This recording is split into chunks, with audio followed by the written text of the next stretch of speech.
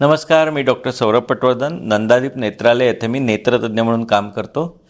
आज या व्हिडिओमध्ये आपण थोडक्यात माहिती करून घेणार आहोत की मोतीबिंदू होण्याची नेमकी कारणं काय असतात.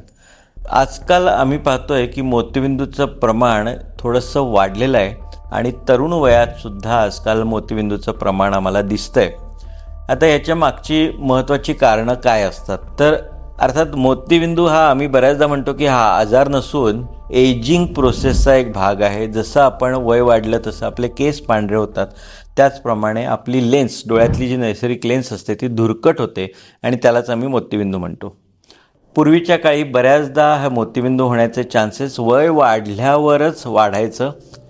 आजकाल काही आजार आहेत, जसं डायबिटीसचा आजार आहे, याच्यामध्ये शुगर ज्यांची फ्लक्च्युएट होते, जास्त वाढते, अशा लोकांना हा मोतीबिंदू थोडासा लवकर येण्याची शक्यता असते.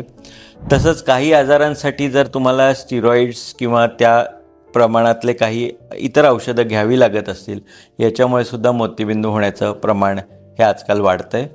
ज्यांच्या डोळ्याला अधिक नंबर आधीपासून आहे, म्हणजे जास्त नंबरचा ज्यांना चष्मा आधीपासून आहे, अशा वेळीसुद्धा थोडंसं मोतीबिंदू लागण्याचं प्रमाण थोडंसं लवकर होत असतं.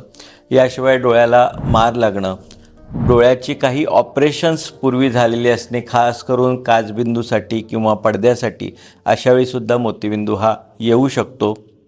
याशिवाय काही लोकांना आजकाल जे मी पाहतोय की अगदी तरुण वयातसुद्धा हा मोतीबिंदू होतोय. आता याचं प्रत्यक्षात कारण मिळेलच असं नाही, पण तुम्हाला वाटतंय वाढतं प्रदूषण, याच्यामुळे जे एजिंगचे इफेक्ट लवकर वाढत आहेत. जसं तुम्ही पाहता आजकाल की कमी वयातसुद्धा लोकांचे केस पांढरे होण्याची शक्यता वाढलेली आहे, त्याचप्रमाणे मोतीबिंदूमध्ये सुद्धा कदाचित एजिंगचं प्रमाण वाढतं आहे. तर अशी बरेच कारणं असू शकतात ही मोतीबिंदू होण्यासाठी.